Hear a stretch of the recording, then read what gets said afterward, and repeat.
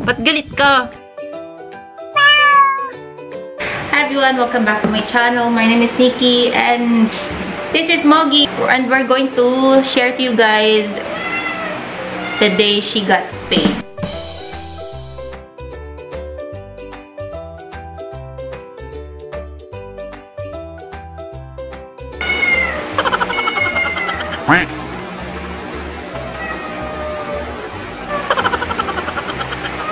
Moggy! Can you not? Okay guys, so last July 17, she got spayed. The vet for pet here in Ilocos. So sa Lawag City siya guys, and doon namin siya pina-spay kasi wala lang, feeling safe kami dun sa vet clinic na yun. And doon din namin si Ming pina-anti-rabies. Ito hindi pa naman siya pina-anti-rabies, pero hindi naman siya nangangagat, nangangalmot lang.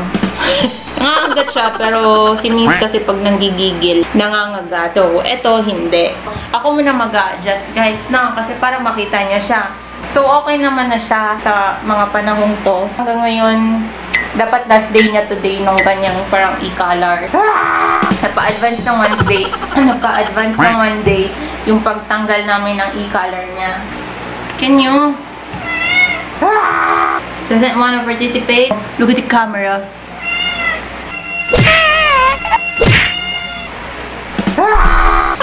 Hindi ko na siya mapilit kasi natin siya ng buhay niya. Basta yun nga, nag-spay kami. And basically, yung vlog na to is about dun. So, ipapakita ko lang yung day na yun and yung mga little ganaps.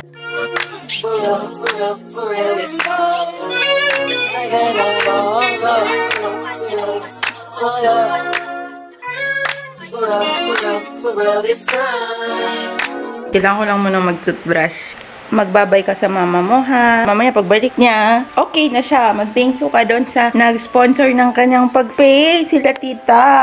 Diyan ka muna. Leave your cat in here.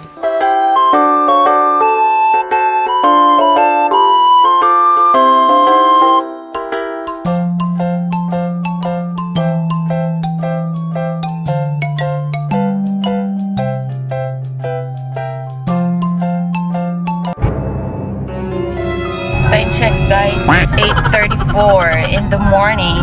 Punta kaming Lawag because today is the day na ipapaspay namin si Moggy. Tigyawat ko, tsaka dumidilaw na yung ipin ko.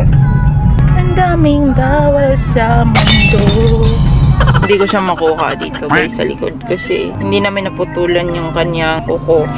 Ilangangalmot to. So dyan muna siya. Spay natin siya kasi hindi siya manganak na manganak. Papa, stay ka na namin. Tayo. Woohoo!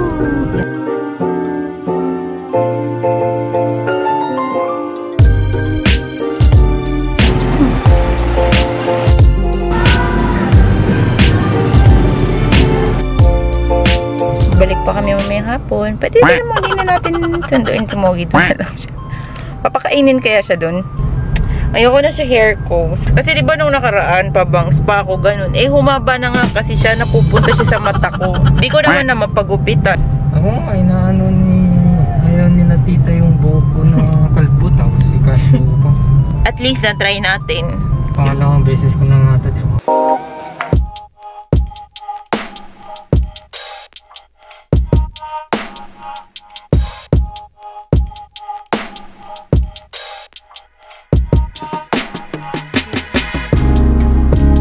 Hinahanap po ba si Mogmog? Ay, si Moggy?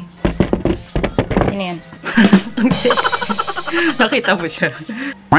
Wala pa tong ligo guys, no? Pero mahal na mahal ko to. Kaya bangsit, inaamoy, kinakain yung kanyang tae. Joke lang, hindi naman niya kinakain. Inaamoy lang. Ba't galit ka? Okay, bye. Sobrang hilig mong mag-cheat. Hello! Mimi! Hindi naman tungkol? Hindi pa. Oh, smell mo. Wala pa nga, hindi pa nga lahat. Eh kasi nagagalit siya. Akala nila sinasaktan ng baby. Hindi naman sinasaktan eh. OA lang talaga tong puraw na pusa namin eh. Nung kabe, pagka ginaganon yung kamay mo. Ayun. Attitude ka, girl. Ting, ning, ning, ning, ning. Okay. Ang dehado, ang puraw na pusa. Round 3. Fight!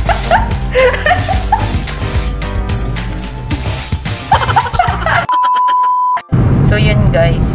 Yun no. So, kukuhanin na namin ngayon si Mogi. Medyo na late kami. Dapat 5:30 talaga. Pero umalis kami 5:25. Kasi sobrang sama ng panahon kanina. Hindi lang masama. Sobrang sama ng panahon kanina.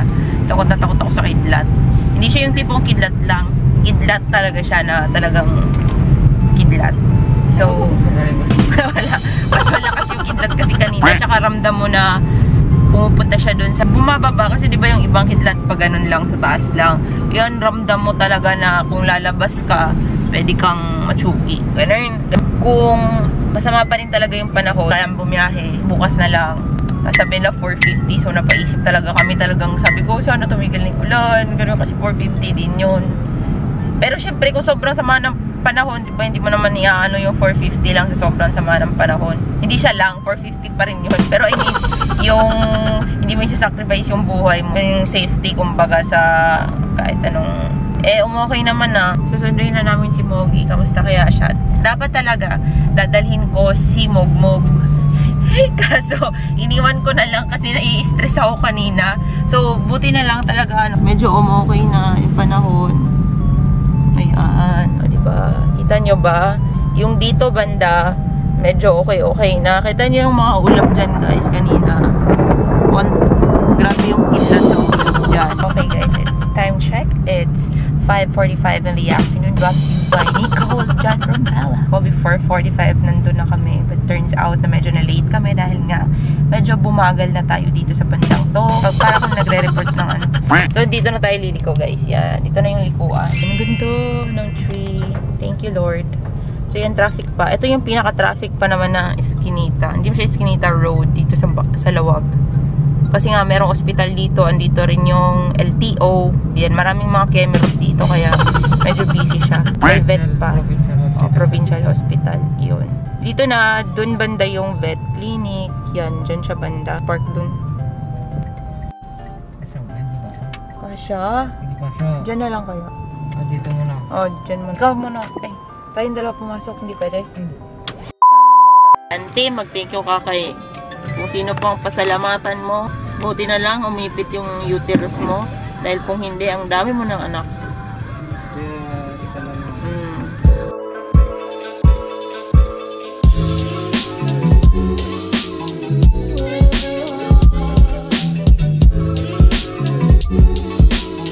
Anong drama yan? Bakit ka nagagalit sa nanay mo? Diyan mo na ang baby, ha? Ilang ka muna, baby. May sugat ka pa ha? Wawa naman ng bebe.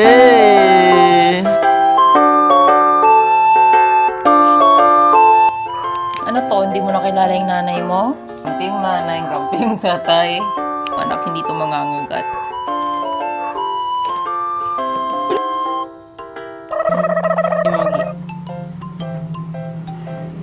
Mag-a-addict ka na naman, Mi. Nakanganga.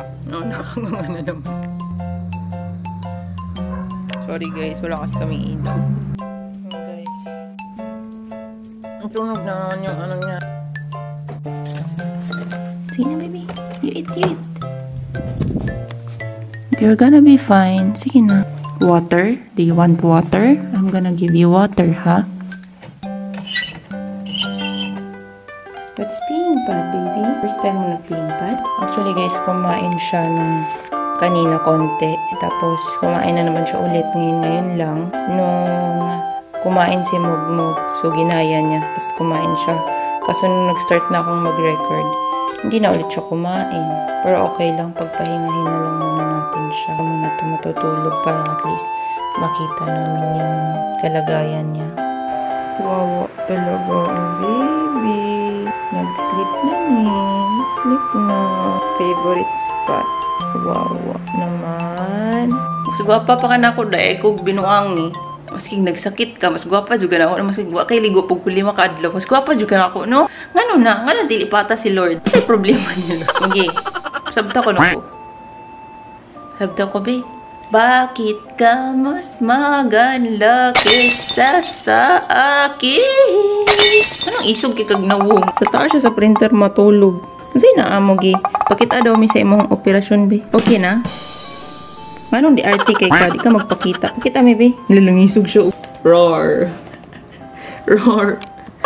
Bakit kami sa imong operation? Kay gilay-gate mong roar. So, yung gumastos ng pagpapaspay niya, sila, Tita Suling, yung gumastos ng pagpapaspay niya, yung auntie ni Nico. Kasi ayaw na din nila at ayaw ko din at ayaw din ni Nico na syempre dumami yung pusa dito. And siya lang naman yung babae sa kanilang tatlo. If magkakapera kami ulit, ipapaspay na rin namin si Mogmog tsaka si Mings. Pero unahin mo namin si Mings kasi syempre siya yung mas matanda. Naspay na siya guys. Yung mga first night niya, yun yung para siyang lasing. As in, mukha siyang lasing. First 2 days pala, mukha siyang lasing. Tapos ayaw niyang lumabas sa kwarto. Ayaw niyang lumabas dun sa ilalim ng kama. Talagang dun lang siya. Tapos pinipilit pa namin siyang kumain tsaka uminom ng water. After yung 2 days, syempre yung 3rd day, after 2 days, yung pangatlong araw, kumakain na siya. Tapos uminom na rin siya ng tubig. Tapos mga 4-5 araw, sobrang masigla na naman siya. Tapos dun na nag-start na natatanggal na yung kanyang e-collar. Paminsan-minsan natatanggal niya kakalaro dun sa ibang pusa. Lagi namin binabalik kasi takot kaming dilaan niya or maano niya yung tiyan niya. Tapos nun, hindi namin pinapadede yung baby niya sa kanya kasi for 7 days guys, nag-take siya ng gamot. Nag-take siya ng 2 gamot lang. Pain reliever, good for 3 days. Tapos yung pangalawang gamot niya is yung kanyang antibiotic na for 7 days namin siyang pinainom twice a day. So, naman wala na siyang gamot after that. Yeah, 3,500 guys. Then plus the other charges, mga almost 4,000. Tapos pinasign kami doon, may pinapirmahan si Nico doon na kung anong mangyari ata sa kanya. Hindi ko kasi binasa si Nico, pinabasa ko sa kanya. Pero ano lang naman yun na parang risky yung mga ganun. Procedure pa rin, medical procedure pa rin. Parang dapat naintindihan mo na whatever happens, parang procedure yun. Yun, masigla naman siya. Tapos pinabalik kami after a week sa vet. Tapos meron lang silang pinahid na something, parang ointment or gel, whatever. Basta yun, gamot lang siya para dun sa kanyang sugat, ganun. Nag-chika kami ng doctor, and then, sabi niya sa akin, hindi daw niya mahanap yung isang ovary ba yun? Hindi niya daw mahanap yun. Medyo hinabaan niya yung kanyang incision, tawag doon term. Basta yung hinabaan niya yung parang pag-slice niya dun sa tiyan, kasi hinahanap nga niya yung isang gano'n ng babae. Sabi niya, kaya pala isa lang daw yung anak ni Mogi kasi hindi nakalusot lahat ng sperm or similia dun sa kanyang ovary, tapos mag-develop, parang gano'n. Tama ba yung explanation ko? Tama yung explanation niya, hindi ko lang ma-translate sa inyo. Basta yun, inborn, parang kumbaga gano'n yung ni Mogi case niya. Parang inborn yung kanyang gano'n. Tsaka hindi naman siya deadly, I think. Pero yun nga, buti na lang din at pinaspay daw kasi para nakita din, tsaka naputol, parang gano'n. Ito lang, dapat kahaba yung kanyang original na cut. But then, ang nangyari parang ganito nakahaba. So, ayun. Akala ko naman talagang sobrang haba. Pero nung tinignan ko, hindi. Parang ganito lang. And then, yun, hindi siya nag-bleed. As in, parang wala lang siyang sugat nung kinagabihan nung sinilip ko. In-explain ni Doc din kasi na nasa loob daw yung kanyang tahi. Parang paloob. May mga kasi yan, style ng pagtatahi ata sila. So, yun yung ginawa niya. So, kaya hindi mo siya masyadong kita. Gusto ko talagang i-video yung yung parang, alam mo yung parang may gusto kong i-ask na question after akong magpaalam sa kanila. Kaso, nung araw na yun, sobrang busy na naman sila. So, kasi unahin ko pa yung pag-video ko. Yung mga cases ng ibang animals doon, emergency. Kasi chinek lang nila yung tahi niya and everything. Ayun, okay naman siya. Then, after the additional 4 days, so, ito nga yung araw na yun, na pwede nang tanggalin yung kanyang e-collar. Pero na-advance namin ng 1 day kasi nga sa sobrang kalikutan ni Mogi. So, ayun. Thank you so much for watching, guys. And I hope you enjoyed and learned something on this video. And I hope to see you again on my next vlog, which is yung vlog na ginawa ko kanina. And ayun, thank you so much for watching. I hope to see you again in my next one.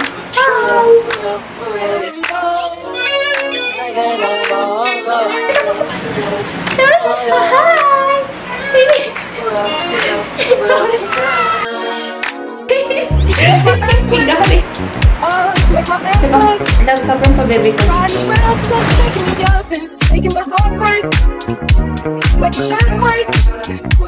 Make my girls quick.